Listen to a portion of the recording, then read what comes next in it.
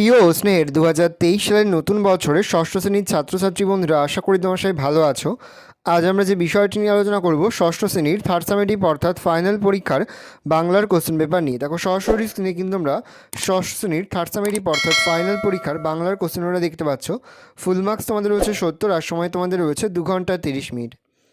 একের দাগে রয়েছে নিচের বিকল্পগুলির মধ্যে সঠিক বিকল্পটিকে বেছে নাও, যে কোনো 6টি। প্রতিটি প্রশ্নের মান 1 করে 1 × 6 = 6। প্রথম, ন্যায়ের বিধান দিয়েছিলেন রঘুমণি, রঘুপতি, সীতাপতি না রঘুনন্দন? উত্তর হবে রঘুমণি। পরের প্রশ্ন, ভগৎ সিং পাঞ্জাবের, গুজরাটের, কাশ্মীরের না মহারাষ্ট্রের প্রখ্যাত বিপ্লবী? উত্তর লিখবে পাঞ্জাবের প্রখ্যাত বিপ্লবী। পরের প্রশ্ন, দুই জাতি ভাই সমান মোড়ে মরক এলে দেশে বিদেশে স্বদেশে ঘর? উত্তর হবে দেশে। দুই জাতি ভার সমান মোড়ে মরক এলে দেশে। পরের প্রশ্ন, মায়াময় ছায়াময় কায়াময় না প্রেমময় গ্রামগুলি দেখা যায় তীরে? উত্তর হবে ছায়াময়। পরের প্রশ্ন, পাঞ্জাব থেকে পালিয়ে দক্ষিণ কলকাতায় যতীন দাসের সঙ্গে দেখা করতে আসেন রাজপথ রায়, বটুকেশ্বর দত্ত, শচীন্দ্রনাথ সান্যাল, ভগৎ সিং? উত্তর হবে ভগৎ সিং। পরের প্রশ্ন, বঙ্গ আমার জননী আমার ধাত্রী আমার। ধাত্রী কথার অর্থ যিনি গ্রহণ করেন, যিনি ধারণ করেন, যিনি দান করেন, যিনি অর্জন করেন? উত্তর হবে যিনি ধারণ করেন। প্রশ্ন, নট আউট শব্দযুক্ত হকি, ক্রিকেট না ফুটবল না কবাডির সঙ্গে? উত্তর হবে ক্রিকেট। পরের প্রশ্ন, কুলে কুলে দেখা যায় শ্যামল পৃথিবী ধরণী, ধরিত্রী না জগৎ? উত্তর হবে ধরণী। পরের প্রশ্ন, যতীন দাসের বাবা ছিলেন বঙ্কিমচন্দ্র দাস, বঙ্কুবিহারী দাস, বঙ্কিম বিহারী দাস, লালমোহন দাস? উত্তর হবে বঙ্কিম বিহারী দাস। তোমাদের রয়েছে 2-এর দাগে নিচের প্রশ্নগুলির উত্তর নিজের ভাষায় লেখো, যে কোনো 6টি। প্রতিটি প্রশ্নের মান 1 করে 1 × 6 = 6। প্রথম, বঙ্গমাতা সন্তানরা কোথায় কোথায় উপনিবেশ বিস্তার করে? উত্তর লিখবে বঙ্গমাতা সন্তানরা তিব্বত, চীন, জাপানে উপনিবেশ বিস্তার করে। পরের প্রশ্ন, বিপ্লবী যতীন দাসের শবযাত্রায় কত মানুষ সামিল হন? উত্তর লিখবে বিপ্লবী যতীন দাসের শবযাত্রায় 5 লক্ষ মানুষ সামিল হন। পরের প্রশ্ন, মোনাদা মাথায় হাত দিয়ে বসে পড়লেন কেন? উত্তর লিখবে CCH প্রথম ব্যাট করে 14 রানে সব আউট হয়ে যায়, তাই মোনাদা মাথায় হাত দিয়ে বসে পড়লেন। প্রশ্ন, ছুটি পেলেই যায় সে ছুটি কোথায়? উত্তর হবে সমুদ্রের তীরে। মনে ভাবি কত প্রেম আছে তারে ঘিরে, কাকে ঘিরে প্রেম দেখা যায়? উত্তর লিখবে ছায়াময় গ্রামগুলিকে ঘিরে প্রেম দেখা যায়। প্রশ্ন, ন্যায়ের বিধান কে দিয়েছিলেন? উত্তর লিখবে ন্যায়ের বিধান রঘুমণি দিয়েছিল। প্রশ্ন, মোরা দুই সহোদর ভাই কবিতাটি কার লেখা? উত্তর লিখবে মোরা দুই সহোদর ভাই কবিতাটি কাজী নজরুল ইসলাম এর লেখা। প্রশ্ন, বড় হয়ে ঝিনুক কুড়ায় কার কথা বলা হয়েছে? উত্তর লিখবে বড় হয়ে ঝিনুক কুড়ায় কিশোর বিজ্ঞানীর কথা বলা হয়েছে। প্রশ্ন, বঙ্গ আমার জননী আমার কবিতাটির মূল সুর কি বলে তোমার মনে হয়? উত্তর লিখবে দ্বিজেন্দ্রলাল রায়ের বঙ্গ আমার জননী আমার কবিতার মূল সুর হলো স্বদেশ প্রেম, নিজের দেশকে মাতৃজ্ঞানে শ্রদ্ধা করা। প্রশ্ন, শহীদ যতীন দাস বা যতীন্দ্রনাথ দাস রচনায় উল্লেখিত নেতাজি সুভাষচন্দ্র বসুর গ্রন্থটির নাম কি? উত্তর হবে ইন্ডিয়ান স্ট্রাগল। তিনি তাকে রয়েছে নিচের প্রশ্নগুলির কয়েকটি বাক্য উত্তর দাও, যে কোনো 4টি। প্রতিটি প্রশ্নের মান 2 করে 2 × 4 = 8। প্রথম, 1929 সালে 13ই জুলাই অনশন শুরু হয় কেন? উত্তর লিখবে লাহোর ষড়যন্ত্র মামলার বন্দী হিসাবে যতীন দাস সমেত 15 জন বন্দীকে লাহোর জেলে স্থানান্তরিত করা হয় 1929 খ্রিস্টাব্দে 25শে জুন। সেখানে তার সঙ্গে ভগৎ সিং ও বটুকেশ্বর দত্তের দেখা হয়। তারা সিদ্ধান্ত নেন যে ভারতীয় বিপ্লবীদের ওপর অমানসিক অত্যাচারের প্রতিবাদে 13ই জুলাই 1929 থেকে তারা একসঙ্গে অনশন শুরু করবেন। প্রশ্ন, এক বিনতে দুটি কুসুম এক ভারতে ঠায় পংক্তিটিতে প্রদত্ত উপমাটি ব্যাখ্যা করতে লিখবে সাম্যবাদী কবি কাজী নজরুল ইসলাম মোরা দুই সহোদর ভাই কবিতায় হিন্দু ও মুসলমান সম্প্রদায়কে একই মায়ের দুই সন্তান রূপে চিহ্নিত করেছেন। কবি হিন্দু ও মুসলমানের নিবিড় সম্পর্ক বোঝাতে একই বৃন্তে ফোটা দুটি কুসুমের সঙ্গে তুলনা করেছেন। এই ভারতবর্ষে হিন্দু মুসলমান একসাথে বাস করে, এদের শান্তিপূর্ণ অবস্থানটি প্রেম প্রীতি ভালোবাসার বন্ধনে আবদ্ধ। হিন্দু ও মুসলমানের মধ্যে সুগভীর হৃদয়ের টান রয়েছে, এরা কেউ কারোর ওপরে বিদ্বেষ বা ঘৃণা প্রকাশ করে না। এই সত্যটিকে কবি এই এক বৃন্তে দুটি কুসুম উপমার মধ্যে দিয়ে প্রকাশ করেছেন। পরের প্রশ্ন, কবির কল্পনার নৌকাযাত্রায় কী কী দৃশ্য তিনি দেখেছেন? তো ধরাতল কবিতায় কবি রবীন্দ্রনাথ ঠাকুর কল্পনায় পদ্মা নদীর বুকে নৌকো বেয়ে চলেছেন। কবি সেই নৌকো থেকে দুচোখ ভরে দেখেছেন দুই তীরের সবুজ ঘেরা ছায়া সুনিবিড় গ্রামগুলির সৌন্দর্য। কবি মনে করেছেন যে এই গ্রামগুলির মানুষজনের মধ্যে নিবিড় সম্পর্কে থাকা ভাই বোনের মতো সুখ হাইপেন দুঃখ ভাই অবস্থান করছে। সেই সুখ দুঃখ যেন ভাই বোনের মতো করুণ চোখে তাকিয়ে আছে কবির দিকে। এই সুখ হাইপেন দুঃখ পরস্পর বিচ্ছিন্ন নয়, জীবনের সঙ্গে এরা একসঙ্গে জড়িয়ে আছে। কবি সুখ হাইপেন দুঃখ, ভালো হাইপেন মন্দ, আলো হাইপেন অন্ধকার নিয়েই জীবনের সার্থকতা খুঁজে পেয়েছেন। এইসবের মাঝে বিশ্বভুবন কবির চোখে সুন্দর ও লাবণ্যময়ী হয়ে উঠেছে। প্রশ্ন, হাবু শেষের দিকে বেঞ্চে বসতে চায় না কেন? সে শেষ পর্যন্ত কোথায় গিয়ে বসে? উত্তর লিখবে, প্রায় সকলেই জানে যে ক্লাসের শেষ বেঞ্চের ছেলেরা একটু ফাঁকিবাজ হয়। তারা পড়াশোনা প্রায় করে না বললেই চলে, তাই চিরদিনই শিক্ষক মশাইদের কড়া নজর থাকে শেষের বেঞ্চের দিকে। হাবু সুধীরবাবুর পড়া না করে স্কুলে এসেছিল, তাই আগের অভিজ্ঞতার দরুন সে সুধীরবাবুর নজর এড়াতে শেষের দিকের বেঞ্চে বসতে চায়। হাবু শেষ পর্যন্ত শেষের বেঞ্চে না বসে থার্ড বেঞ্চের এক কোণে তিনকড়ির পাশে 5 জনের ভিড়ে মিশে যায়। পরের প্রশ্ন, চটপট মঞ্জুর হয়ে গেল। কোন আবেদন মঞ্জুর হয়ে গেল? আবেদনকারী কে ছিলেন? তার এমন আবেদনের কারণ কি? উত্তর লিখবেন, ননীদা আলোর অভাবে খেলা বন্ধের জন্য আবেদন জানায় এবং আম্পায়ার সেই আবেদন মঞ্জুর করে। এখানে সেই আবেদন মঞ্জুর হওয়ার কথা বলা হয়েছে। আলোর অভাবে খেলা বন্ধের জন্য আবেদন করেছিলেন ননীদা। ননীদা নিশ্চিত হারকে আটকানোর জন্য ইচ্ছাকৃতভাবে বিষ্টুকে দিয়ে দেরিতে বল ডেলিভারি করিয়েছিল। সে জানতো অন্ধকার নেমে আসবে, খেলা বন্ধ হয়ে যাবে, খেলা অমীমাংসিত রয়ে যাবে, হারের কথা শুনতে হবে না, তাই তিনি এমন আবেদন করেছিলেন। পরে রয়েছে, বাঘছানাকে বাবা কিভাবে কাঁকড়ার হাত থেকে রক্ষা করল? তো লিখবে, ছোট বাঘ খিদের জ্বালায় কাঁকড়া ধরতে গর্তে থাবা ঢোকায়। কাঁকড়া তার লাল দাঁড়া দিয়ে কামড়ে ধরে তার থাবায়। যন্ত্রণায় কান্না জুড়ে দেয় বাঘছানাটি। ছোট্ট ছানার কান্না শুনে বাবা বাঘ ছুটে আসে। তারপর তার লম্বা নখের থাবা বসিয়ে কাঁকড়ার দাঁড় ভেঙে ছানাকে কাঁকড়ার হাত থেকে বাঁচায়। পড়েছে, পাতা কেন পিঁপড়েকে তার শরীর কামড়ে ধরতে বলেছিল? লিখবে, শিশু সাহিত্যিক দক্ষিণারঞ্জন মিত্র মজুমদারের আশীর্বাদ রচনায় বৃষ্টি ভেজা দিনের কথা আছে। প্রচণ্ড বাদলে এক ছোট্ট পিঁপড়ে তার ঘর হারিয়ে ফেলে, আশ্রয় নেয় ঘাসের পাতার নিচে। বৃষ্টির প্রবল প্রভাবে ভেসে যাওয়ার ভয়ে ভীত পিঁপড়েকে ঘাস তার পাতার শিরা কামড়ে ধরতে বলে। সে ছোট, জলের গতিও বেশি, বেঁচে থাকতে হলে ঘাসের পাতা কামড়ে ধরা ছাড়া অন্য কোনো উপায় নেই। তাই পিঁপড়ের ওপর দয়া দেখিয়ে ঘাস তার নিজের শরীর কামড়ে ধরে পিঁপড়েকে বেঁচে থাকার পরামর্শ দেয়। 4 দাগের প্রশ্ন রয়েছে, নিচের প্রশ্নগুলির নিজের ভাষায় উত্তর লেখো। যে কোনো 4টি, প্রতিটি প্রশ্নের মান 5 করে, 5 গুণ 4 সমান সমান 20। প্রথম, যুদ্ধ করিল প্রতাপাদিত্য। প্রতাপাদিত্য কে ছিলেন? তিনি কাদের সঙ্গে যুদ্ধ করেছিলেন? স্বদেশপ্রেমী কবি দ্বিজেন্দ্রলাল রায় তার বঙ্গ আমার জননী আমার কবিতায় বাংলার ইতিহাসের বীর প্রতাপাদিত্যের প্রসঙ্গ এনেছেন। 16 শতকে যশোরের একজন বিখ্যাত জমিদার বা ভূঁইয়া ছিলেন রাজা প্রতাপাদিত্য। প্যারা চেঞ্জ করে লিখবে, প্রতাপাদিত্যের একটি শক্তিশালী সেনাবাহিনী ছিল। তিনি নিজেকে স্বাধীন চেতনা হিসাবে গর্ববোধ করতেন। সম্রাট আকবরের সঙ্গে তার যুদ্ধ শুরু হয়। আকবরের বিশাল সেনাবাহিনীর সঙ্গে দীর্ঘদিন যুদ্ধ করেছিলেন, কিন্তু শেষ পর্যন্ত পরাজয় ও মৃত্যু ঘটে। দেশের স্বাধীনতার জন্য তার এই আত্মত্যাগ স্মরণীয়। তিনি কোনোভাবেই অন্যের হাতে নিজেকে সঁপে দেননি।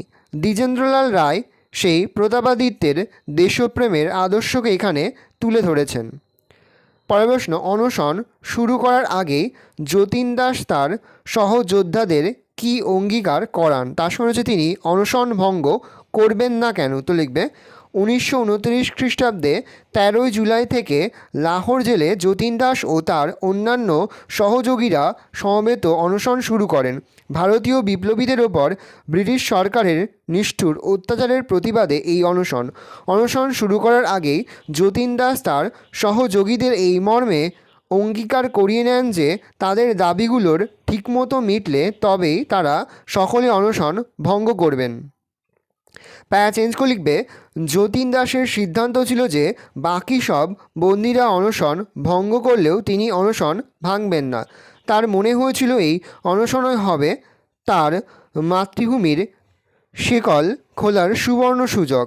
বিশ্বাসঘাতক মির্জাফরের চক্রান্তে পলাশির প্রান্তরে ভারতের বুকে নেমে এসেছিল পরাধীনতার নাগপাশ। এই অনশন ছিল সেই পাপের প্রায়শ্চিত্ত, তাই তিনি অনশন ভঙ্গ করেননি। প্রশ্ন, মনে হয় সব নিয়ে ধরনই ভালো, কখন পৃথিবীকে ভালো মনে হয়? এরকম মনে হওয়ার কারণ কি? উত্তর লিখবে, কবি রবীন্দ্রনাথ ঠাকুর মানব প্রেমিক।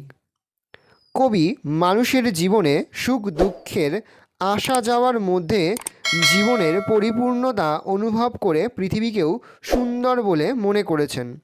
সুখ ও দুঃখ এরা কেউ এককভাবে জীবনে আসে না, প্রত্যেকের জীবনের সঙ্গে এরা অন্তরঙ্গভাবে জড়িয়ে আছে।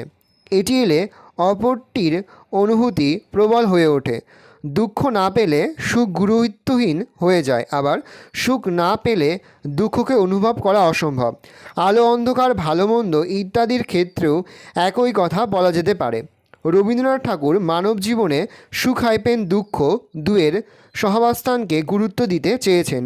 জীবন এভাবেই সুন্দর হয়ে ওঠে বিশ্বভুবন। কবি নিজেকে ধারার সঙ্গে একাত্মতার বন্ধনে আবদ্ধ হয়ে অনুভব করেছেন এই পরম অনুভূতি। পরের প্রশ্ন, এটাই সুধীরবাবুর মেথড। সুধীরবাবুর মেথডটি কি? তার এমন মেথড অবলম্বন করার যুক্তিটি কি? উত্তর লিখবে, বাংলা শিক্ষক সুধীরবাবু ক্লাসে ছেলেদের নির্দিষ্ট কোনো বিষয়ের ওপর রচনা লিখে নিয়ে আসতে বলতেন। তারপর বেছে বেছে কয়েকজন ছেলেকে জোর গলায় সেটি পড়তে বলতেন। সেই সময় ছাত্রদের সেই লেখা সজাগভাবে মন দিয়ে শুনতে বলতেন। এটাই ছিল সুধীরবাবুর পড়ানোর মেথড। এই মেথড অবলম্বন করার পিছনে সুধীরবাবুর নিজস্ব একটা যুক্তি ছিল। তিনি মনে করতেন কে কেমন লিখছে সে সম্পর্কে সকলের মধ্যে একটা ধারণা গড়ে উঠবে, নিজেদের লেখার ভালো মন্দ ভুল ত্রুটি বুঝে উঠতে পারবে, এর থেকে শিক্ষা নিয়ে নিজেদের লেখা উন্নত করার চেষ্টা করবে। এইভাবে সহপাঠীর কাছ থেকে তারা শিখতে পারবে। প্রশ্ন, সারা মাঠ অবাক শুধু ননীদা ছাড়া। সারা মাঠ অবাক করার মতো কোন ঘটনা ঘটেছিল? ননীদা সেই ঘটনায় অবাক হলেন না কেন? উত্তর লিখবে, বিশিষ্ট ক্রীড়া সাংবাদিক ও সাহিত্যিক মতি নন্দীর ননীদা নট আউট গল্পে রূপলী সঙ্গে সিসিএইচ দলের ম্যাচে দ্বিতীয় দলের পক্ষ থেকে ননীদা বল করার জন্য বিষ্টুকে ডাকেন।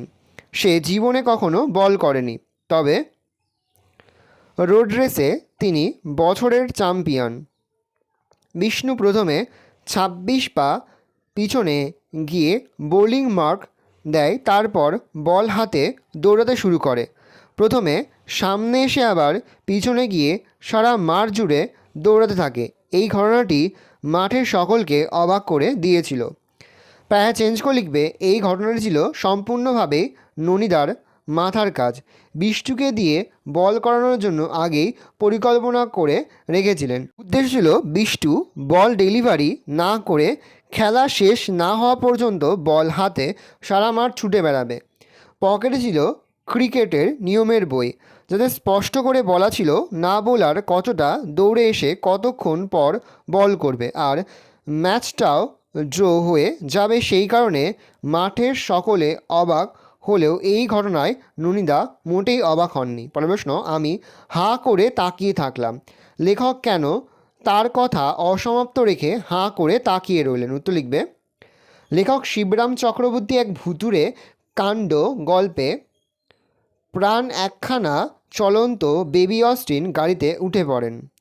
গাড়ির চালকের দিকে তাকিয়ে নিজের যাওয়ার জায়গার কথা বলতে গিয়ে লেখক দেখেন চালকের আসনে কেউ নেই, গাড়ির ইঞ্জিনও বন্ধ, অথচ গাড়িটি একটি নির্দিষ্ট গতিতে নিঃশব্দে সামনের দিকে এগিয়ে চলছে। এতে এত ভয় পাঞ্জে শীতের রাতেও ঘামতে থাকেন, হাত পায়ের আঙুল অবশ হয়ে যায়, আর কথা বলতে গিয়ে যেন শক্তি পান না, কেবল করে তাকিয়ে থাকেন। পরের প্রশ্ন, ননিদা চেঁচিয়ে উঠলেন, ম্যাচ ড্র। ম্যাচটি কোন কোন দলের মধ্যে হয়েছিল, ননিদা কোন দলের প্লেয়ার ছিলেন, তার একথা বলার পর কী ঘটনা ঘটেছিল, এই খেলাটি যারা পরিচালনা করতেন তাদের কি বলে? উত্তর লিখবে। ম্যাচের প্রতিযোগী মতি নন্দীর ননিদা নট আউট গদ্যাংশে উল্লেখিত খেলাটি সিসিএইচ এবং রূপলী সঙ্ঘের মধ্যে হয়েছিল। ননিদার দল, ননিদা সিসিএইচের দলের প্লেয়ার ছিলেন। ঘটনা, ননিদা এই কথা বলার পর রূপলী সঙ্ঘের ব্যাটসম্যান প্রতিবাদ জানিয়ে বললেন যে বল ডেলিভারির মধ্যে যদি খেলা শেষ না করা যায় তবে ওভারের মাঝেও খেলা শেষ করা যাবে না। তখন তর্কাতর্কি শুরু হয়। অবশেষে ননিদা আলোর অভাবের কারণে ম্যাচ শেষ করার আবেদন করলে আম্পায়াররা চটপট তা মঞ্জুর করে দেন। পরের প্রশ্ন, ঝিনুক কুড়োয় জ্ঞানের সাগর বেলায় অংশের তাৎপর্য ব্যাখ্যা করো। তো লিখবে উৎস, আলোচ্য অংশটি অন্নদাশঙ্কর রায়ের লেখা কিশোর বিজ্ঞানী কবিতার অংশ। তাৎপর্য, কিশোর নিউটন সমুদ্রের তীরে অর্থাৎ প্রকৃতি থেকে রঙিন ঝিনুক কুড়োতেন। বড় হয়ে তিনি বিজ্ঞান চর্চার মধ্যে দিয়ে মহান বিজ্ঞানী হিসেবে জগৎজোড়া খ্যাতি লাভ করেন। ছেলেবেলায় ঝিনুক খোঁজার মতো বড় হয়ে তিনি প্রকৃতি থেকে অনেক জ্ঞান সাগরের রত্ন খুঁজে পেয়েছিলেন। সেই রত্নগুলি হলো নানান বৈজ্ঞানিক সূত্র যা বিশ্বের বিজ্ঞান জগৎকে আলোকিত করেছিল। বিজ্ঞানী নিউটনের কিশোরবেলায় সমুদ্র তীরে ঝিনুক খোঁজা আর পরিণত বয়সে বৈজ্ঞানিক সূত্রের সন্ধানের মধ্যে এক গভীর মিল খুঁজে পেয়েছেন কবি। তাই কবি বলেছেন, ঝিনুক কুড়োয় জ্ঞানের সাগর বেলায়। তারপরে দেখো তোমাদের রয়েছে পরের প্রশ্ন, সোজাসুজি স্বীকার করলেই পারতে।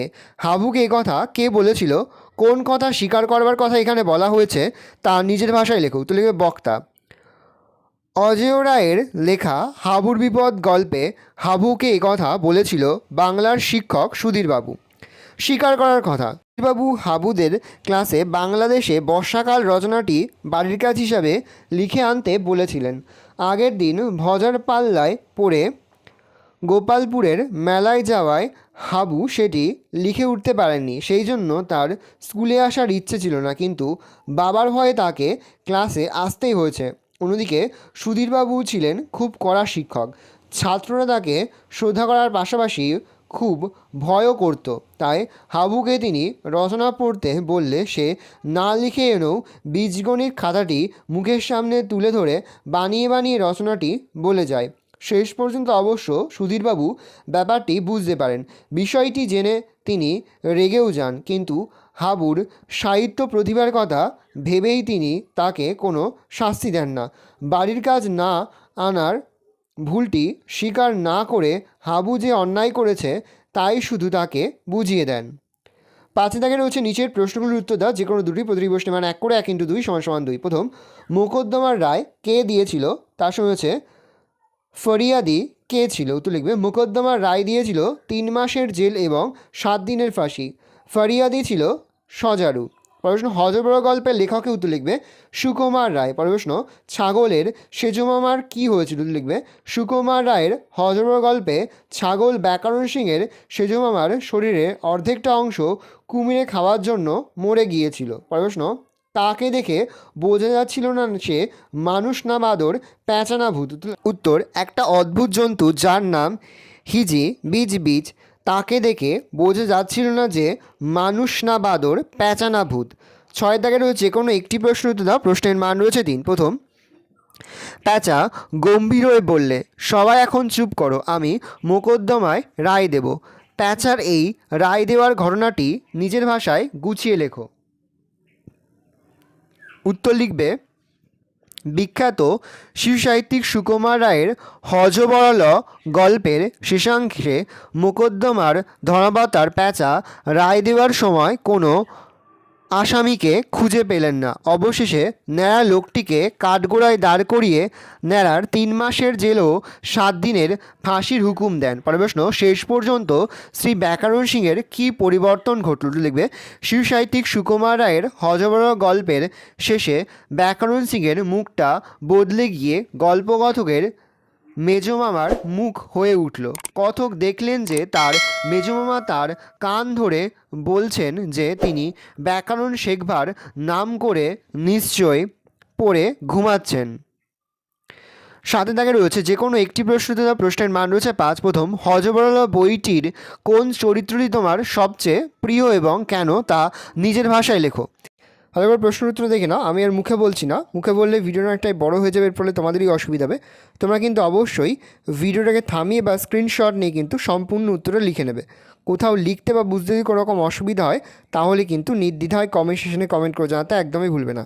আমি আস্তে আস্তে স্ক্রল ডাউন করছি, তোমরা কিন্তু অবশ্যই ভিডিওটাকে থামিয়ে বা স্ক্রিনশট নিয়ে কিন্তু সম্পূর্ণ উত্তরটা তোমাদের খাতাতে নোট ডাউন করে নেবে।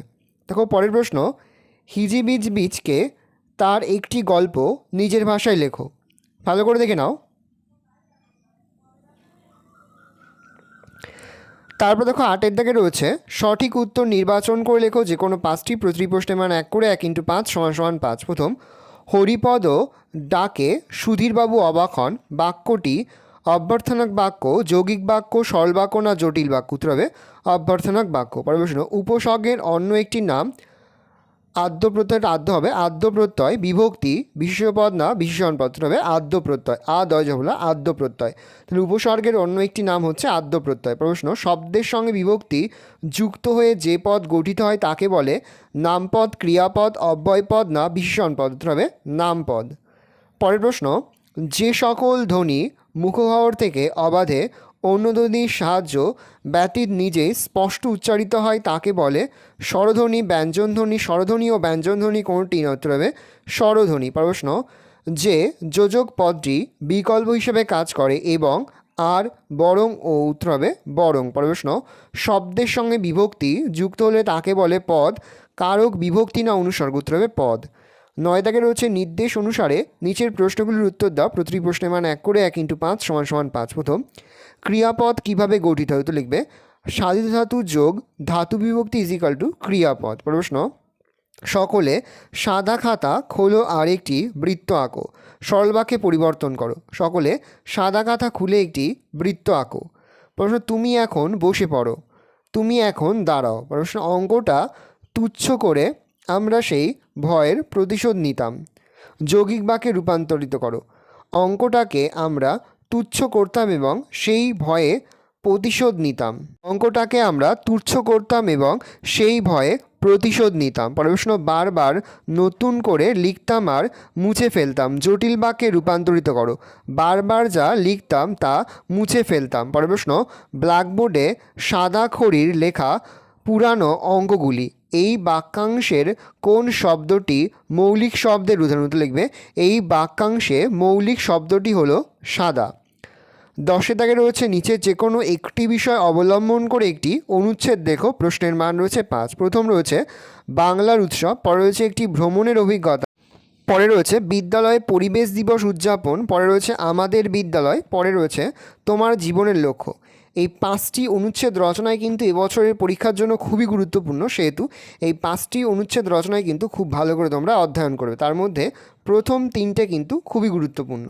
11 দাগে রয়েছে দিনলিপি লেখো, প্রিন্টিং মিস্টেক আছে। প্রশ্নের মান রয়েছে 5। তোমার গরমের ছুটির পরে স্কুল খোলার দিনটিকে মনে করে তুমি একটি দিনলিপি লেখো। উত্তর লিখবে যে ডেটে তোমরা লিখছো সেই ডেটটা বসাবে। আজ ছিল 21 দিন গরমের ছুটির পর আমার স্কুল খোলার প্রথম দিন। স্কুলে গেলাম খুব আনন্দ নিয়ে। বন্ধুদের সঙ্গে কতদিন দেখা হয়নি। প্রথম ক্লাসে অঙ্কের স্যার এসে আমাকে বোর্ডে তুললেন। আমি সেই পাটিগণিতের অঙ্কটা কিছুটা করে আর পারছিলাম না। স্যার ধমক দিয়ে এটা দিয়ে হবে দিয়ে বললেন, ছুটিতে বাড়িতে কী করেছিলে? তোমার ডায়েরি পেলাম। হঠাৎ লোডশেডিং, বাইরে প্রচণ্ড গরম, যেন ক্লাসে এসে ঢুকে পড়েছে। স্যার গরমে হাঁপাতে হাঁপাতে বললেন, ছুটি আজ প্রথম দিন, তাই তোমার ডায়েরিতে লিখলাম না, যাও বসো। সঙ্গে সঙ্গে প্রথম ক্লাস শেষ হলো। স্যার গরমে হাঁপাতে হাঁপাতে বললেন, ছুটির আজ প্রথম দিন, তাই তোমার ডায়েরিতে লিখলাম না, যাও বসো। সঙ্গে সঙ্গে প্রথম ক্লাস শেষ হলো। দ্বিতীয় ক্লাসে সৌম্যবাবু আসতে একটু দেরি করলেন। ইতিমধ্যে আমরা ছুটি কাটানোর গল্প জুড়ে দিলাম। স্যার ক্লাসে ঢুকে বললেন, আজ দ্বিতীয় ঘন্টার পর তোমাদের ছুটি হয়ে যাবে। আমরা অবাক হয়ে সবাই একে অপরের মুখের দিকে তাকালাম। তিনি বললেন, প্রচণ্ড গরমের কারণেই ছুটি। হোম টাস্কের কয়েকটি খাতা দেখার পর ছুটি হয়ে গেল। আমরা কিছুক্ষণ গল্প করে বাড়ি ফিরলাম, তবে বন্ধুদের সঙ্গে একটু বেশি সময় কাটানোর সময় আর পেলাম না। চতুর্থ ক্লাসে সুপর্ণা ম্যাম ভূগোলের চার্ট প্রজেক্টরের সাহায্যে দেখাবেন বলে খুব খুশি মনে স্কুলে এসেছিলাম, কিন্তু তাও হলো না। মোট কথা, গরমের ছুটির পর স্কুলের প্রথম দিনটি সেভাবে আনন্দে কাটেনি। ভালো করে দেখে নাও, এই রয়েছে টোটাল তোমাদের থার্ড সামেটিভ অর্থাৎ ফাইনাল পরীক্ষার ষষ্ঠ শ্রেণীর বাংলার কোশ্চেন পেপার। ভালো করে কোশ্চেন পেপারটা দেখে নাও। আশা করি ভিডিওটা ভালো লেগেছে। ভিডিওটা ভালো লাগলে ভিডিওকে লাইক করতে একদমই ভুলবে না। আর আমার চ্যানেল নতুন হাউত লাল কালার যে সাবস্ক্রাইব প্রেস করে পাশে বেল আইকনটা প্রেস করবে, যখন নতুন কোনো ভিডিও আপলোড করি সবার ফার্স্ট নোটিফিকেশন তোমরা পেয়ে যাও। আর এই ভিডিওটি তোমার বন্ধু বান্ধবী আত্মীয়স্বজন সবার মধ্যে কিন্তু অনেক অনেক শেয়ার করে দাও যারা এবছর ষষ্ঠ শ্রেণীতে পড়ছে। আজ আমরা যে প্রশ্ন উত্তরগুলি নিয়ে আলোচনা করলাম, প্রতিটি প্রশ্ন উত্তরই কিন্তু এবছরের পরীক্ষার জন্য খুবই গুরুত্বপূর্ণ। সেহেতু প্রতিটি প্রশ্ন উত্তরই তোমাদের অধ্যায়ভিত্তিক খাতার লিখে তোমরা কিন্তু মুখস্থ করে ফেলবে। আমরা কিন্তু ইতিমধ্যে ষষ্ঠ শ্রেণীর প্রতি বিষয়ের সিলেবাস, প্রশ্ন কাঠামো এবং নমুনা প্রশ্নপত্র কিন্তু আপলোড করে দিয়েছি। তোমরা যদি এখনও পর্যন্ত সেই ভিডিওগুলো না দেখে থাকো, ভিডিওগুলো কিন্তু তাড়াতাড়ি দেখে নাও। তোমাদের সকলকেই জানাই আগাম পরীক্ষার অনেক অনেক শুভেচ্ছা এবং অভিনন্দন। একেবারে ভিডিও শেষে স্ক্রিনে তোমরা একটা প্লেলিস্ট দেখতে পারবে, তার উপরে ক্লিক করলেই সমস্ত ভিডিওগুলো কিন্তু তোমরা পর দেখে নিতে পারবে। কোথাও লিখতে বা বুঝতে যদি কোনো রকম অসুবিধা হয়, তাহলে কিন্তু নির্দ্বিধায় কমেন্ট সেকশনে কমেন্ট করে জানাতে একদমই ভুলবে না। ভালো করে তোমরা কোশ্চেন পেপারটা দেখে নাও। প্রতিটি স্কুলেই কিন্তু এই ধরনের কোশ্চেন প্যাটার্নেই তোমাদের কিন্তু ফাইনাল পরীক্ষার প্রশ্নপত্র হবে, সেহেতু ভালো করে তোমরা কোশ্চেন পেপারটা দেখে নাও।